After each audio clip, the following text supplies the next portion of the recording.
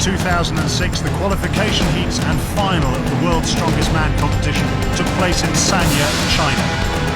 25 of the most powerful men on the planet fighting their way through colossal tests of strength and endurance. This program will take you on an exclusive journey behind the scenes during qualification for a glimpse of World's Strongest Man that you've never seen before. At the opening ceremony, dressed in traditional warrior uniforms, the stars of the show took centre stage as the local people treated their guests to a true Chinese welcome. The strongmen were residing at a coastal resort to the south of the city. The qualification heats for the World's Strongest Man final would take place over 4 days of grueling competition, and with 2 days to go before the contest commenced, the athletes travelled in their groups to Sanya Hospital as part of their medical for the competition.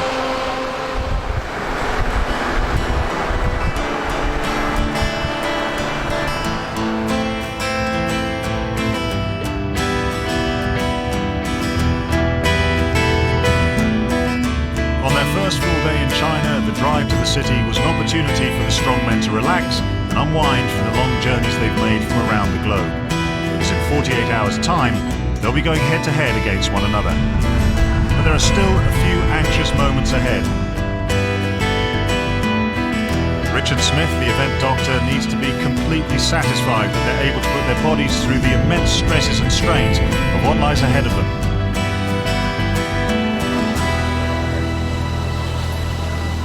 When they arrive, they have a full medical, and the medical consists of full examination, an update on their medical history, allergies, if they're taking any medications that I need to know about. The blood pressure is measured. After that, they have an ECG. Now, if there's any abnormalities on the ECG, they then go and have, or if there's any family history of cardiac problems, they then go and have an echocardiogram to rule out any major structural problem with the heart. Britain's Terry Hollands missed out on a place in last year's final by just 1 point. Over the past 12 months, he's worked hard to improve his fitness. There's been a shift in emphasis towards not just tremendous strength, but also endurance as well, and fitness. And I had a long chat with Terry last year, and he realised he needed to get fitter and to, not so much to lose weight, but to lose fat. Well, just let us know if we can be any help now. Any injuries this year? I've got a shoulder injury, Okay. lower back and right knee. Terry's an interesting case because over the last year he has been increasing his cardiovascular fitness. He's been trying to do some more running, gain fitness, lose body fat, as well at the same time as gain more muscle. Now, because of this running, what's happening is because of his great weight, he's actually beginning to flatten out the arch of his foot, much more so on the right side, which is where he's getting his knee pain. Yes. Now in Terry's case, that knee bone is being pulled to the side, so every time he bends his knee, you're grinding bone on bone or cartilage on cartilage, and this is a result of his knee pain. What we're doing in the short term is strapping the knee bone, so it's actually bringing the knee bone over centrally so it can now track in its proper groove, and that's caused immediate relief of his pain.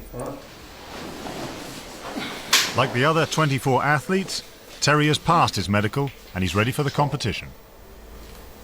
Beauty. No pain at all. Beauty. No more pain at all, that's cool. Yep, good. It's the day before the contest commences and the athletes are introduced to the events in a technical yard at the resort. Hold on. The familiarization session is a crucial part of the competitor's preparation, overseen by the tournament head referee, Colin Bryce. The familiarization period is extremely important for these strongmen because a lot of them haven't seen these particular events before. That's the beauty of strongman. You can train all you want in the gym, but you can never actually know what it's going to be like until you feel the event itself. The overhead stone lift is new to some of the competitors, but today's strongman is not just about power, it's also about agility and endurance. The equipment manager for the competition is two-time champion Finland's Jouko Ahola. He realises the importance of developing a range of different challenges for the athletes. If I think about crowd who is on TV, people who are watching the competition, it's not very nice to see if somebody is lifting just huge weights. we have to see even how well they can move, if they are flexible and fast, and also they have to be, of course, they have to be very strong. It can't be just, that you are using huge weights and you are just, standing and just lifting above your head or just lifting from the ground. The main thing is that you move, and it's exciting and fun.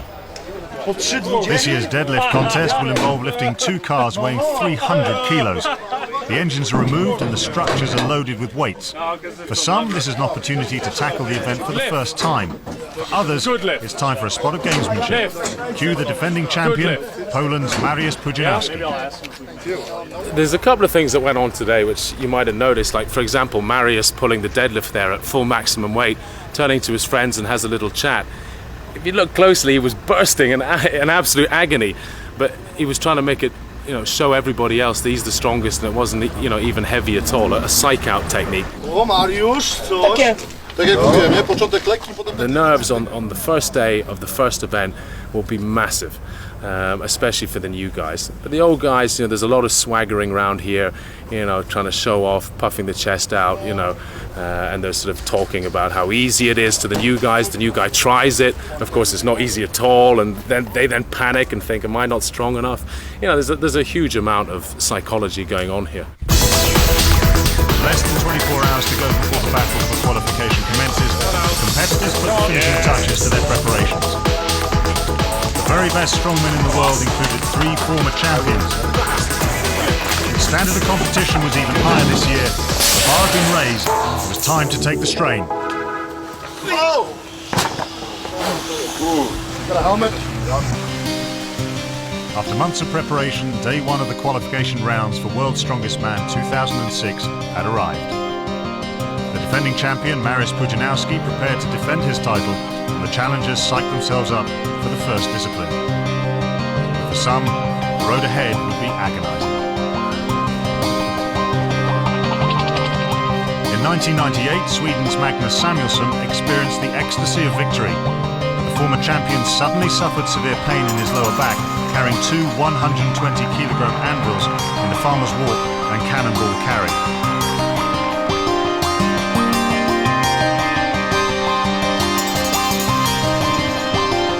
A ruptured disc placed a question mark over whether he would continue in the competition.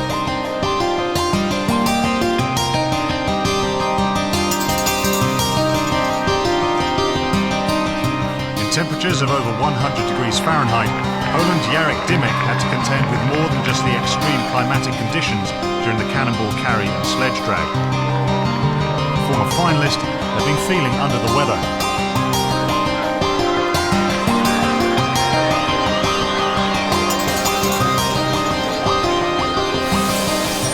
When people are dehydrated, people lose their power. And Jarek was very dehydrated this morning for various reasons. We rehydrated him over lunchtime, rapid rehydration, and you can see the difference in his power. It's back again, very powerful. Okay. He's the best doctor in the world. He helped me survive. 12 months earlier, Dymek had fought his way to the final of World's Strongest Man. Victory against Dominic Filiu in the Atlas Stones, the last event, would guarantee him 3rd place. But disaster struck. I fighting for the top 3. I was 4th, a little bit before Dominic Filiu from Canada, the big, huge man. And when we start lifting in the last event was the stone lift. When we start lifting these stones, I broke my 2nd bicep. Dymek, then a 4-time finalist, had already torn his left bicep in an accident competing earlier that year. He'd undergone painful emergency surgery to reattach the injured muscle and had a massive scar to prove it. He would now undergo the same operation on his right arm and be faced with weeks in plaster and recuperation. It would not be the best start to a new year of preparations for the World's Strongest Man 2006. As any professional athlete knows, competitive failure is frustrating and painful, both physically and mentally. Everybody come here for fighting, and we fight. After this competition, we are friends, but during the competition, we are like warriors. And warriors, this pain and blood is nothing. but they lose hard much more. With day one complete, the athletes prepare to return to the calm of the resort after a hot, strenuous day full of unexpected drama.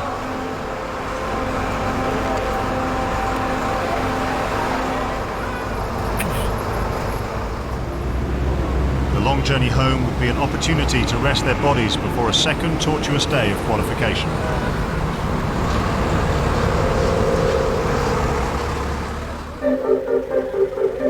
Once back at base camp, the day may be over for the strongmen, but the work continues for the crew. The equipment from today's competition is offloaded from the trucks and replaced with tomorrow's kit. For forklift driver Jimmy Pollock, the task ahead is a strategic heavyweight operation. Tomorrow's event is the fingers and the car deadlift, which is one of our heaviest days because the fingers involved, there's 10 fingers. And they're awkward, they're long, they're heavy, and you've got to position them in the trucks safely and also in such a way that you can get other equipment on top of them safely as well.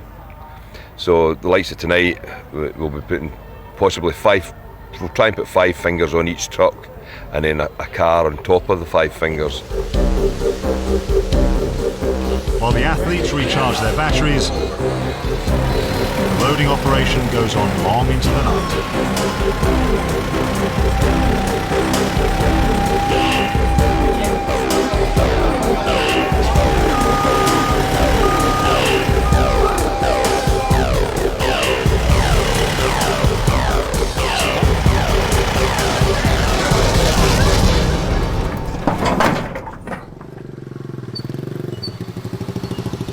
Whilst in Sanya, the 2005 runner-up Jesse Murundi and his wife Callie explored the city. The big American's 1.95 m frame towered above the local people. What do you think? A lot of people stared, a lot of people looked shocked, a lot of people would come up and like poke you or try to feel you, and you knew that when you walk through an area that you were being talked about. It's still funny. We're normal people, you know. Put our pants on one leg at a time, just like everybody else. Where's the rest? Callie and Jesse are both personal trainers back home in Sequim, close to Seattle. Callie plays a crucial role in her husband's strongman preparations, planning his diet, and making certain that his fitness regime is strictly adhered to.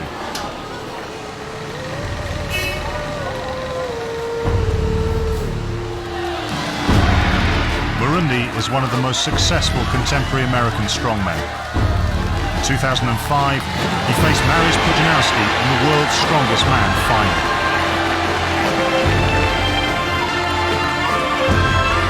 Coming second forced him to reassess his training regime for an all-out assault to capture the title in 2006.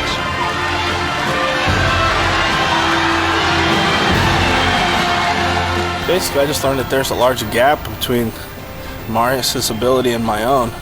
So my goal for training over the next year at that time was simply to narrow that gap, and my method for doing that was just to train extremely hard. So I made a goal for myself to train harder than anyone has ever trained, and I believe I've done that. Three-time former champion Bill Kazmaier is arguably the most famous strongman in the world. The American from Wisconsin won the coveted crown in successive years from 1980 to 1982. He's renowned for his physical prowess, mental strength and sheer power, and many regard him the strongest man ever. Well, Bill kind of single-handedly developed a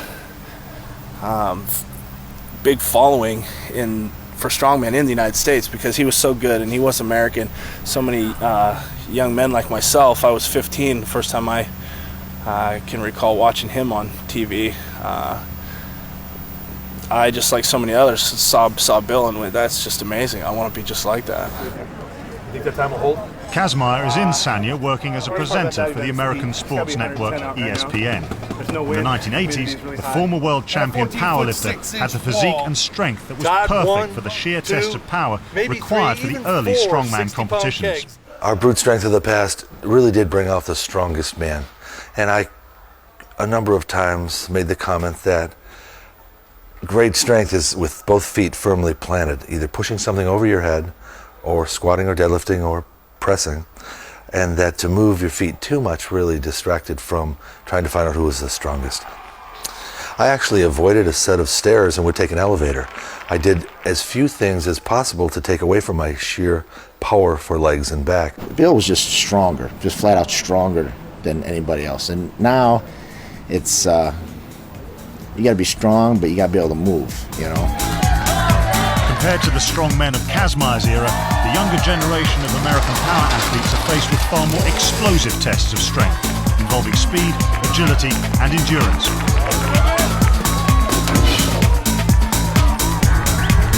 I think the biggest difference between strongman today and strongmen of past decades is it becomes so technical each and every year that the technical aspect of the sport really grows by leaps and bounds. You're not going to lay your hands on an event these days for the first time ever and win it.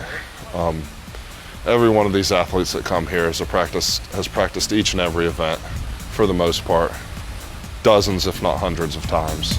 USA, come on! And they need to practice long and hard. Following in the footsteps of Bill Kazmaier, those are very big shoes to fill. I had my time, and now it's the time for the young guys to come up and make their stand and show people how strong they really are. Day 2 of competition. The athletes have traveled 65 kilometers to the Nanshan Buddhist temple for today's events.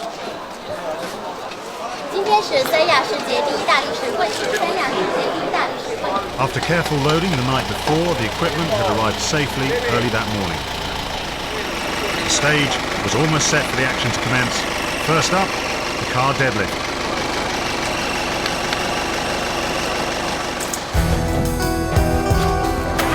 The discipline brought mixed fortunes for the strongmen. For Terry Holland's, frustration. No ref, you dropped it. His last repetition was disallowed because he dropped the cars rather than lowered the bar to the ground. Referee's decision. That one lost repetition cost him valuable points and prevented him taking the lead from Jesse Marundi in their group. Good lift! It was business as usual for Mariusz Pudzianowski in his heat. He made 17 repetitions in 75 seconds, the best total of the day so far. No one expected another athlete to rival the score set by the 3-time champion. Lift in your own time. But then enter Grenada's Mark Felix, who equalled that total to strengthen his quest to make the final in his group. Felix resides in Blackpool with his British wife and family. He's not intimidated by the master. Good lift! I've always believed that I could beat Mariusz. I never been scared of Mariusz from the first time I met him. You know, I always feel that I could beat him. And there's something that I will never get rid of. But the defending champion was not perturbed. He always likes to intimidate his rivals.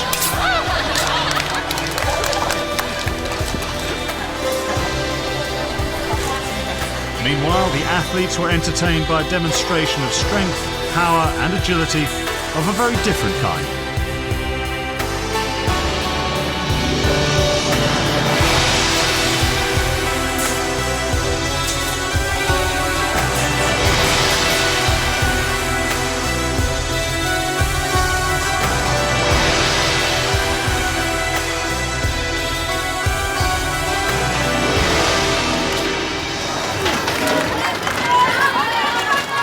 Having pulled out of the car deadlift for fear of worsening the condition of his back, the second event of day 2 was an opportunity for Magnus Samuelsson to get some much-needed points on the board. The Fingal's fingers weighed between 200 and 300 kilos per steel bar and had taken hours to load and offload. The former champion required only 40 seconds to prove he was still in with a fighting chance.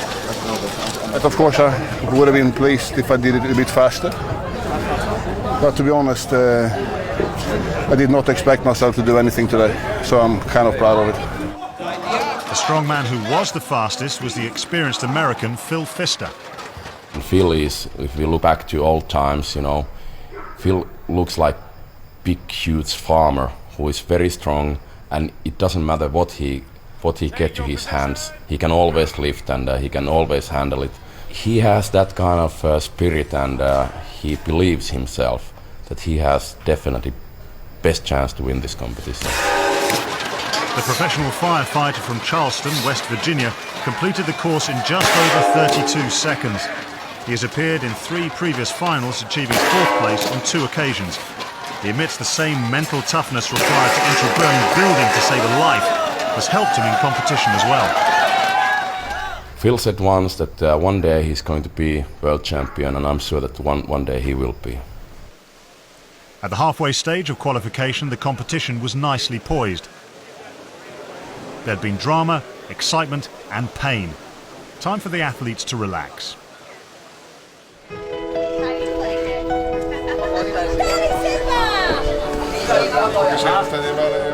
The organisers arranged for the strongmen and their families to visit Boundary Island in the South China Sea off the coast of Hainan, an area with over 6,000 years of history and referred to as the Oriental Hawaii.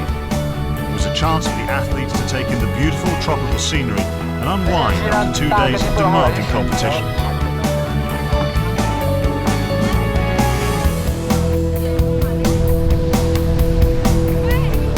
The defending champion was enjoying his return to the country where he won his 3rd title in 2005. I am in China, third time. First time come to China, 99. Second time last year, and this year I am 3rd time. China is nice place. Last year, 3rd time I win in China. This year, maybe 4 times win. This China is good for me. Here is a lot of fans in China. A lot of people want, Mariusz, I want picture with you. It's every time. Sometimes it's too much picture. Every time after the events. Mariusz, I want picture me. Hey guys, I am very tired. Mariusz, please me, of course. Hello! I am crazy! Crazy? Well, maybe. But he's still the strongest man in the world. The end of another day. Time to return to the mainland for the competition to continue as 25 incredible athletes fight to qualify for the final of World's Strongest Man 2006.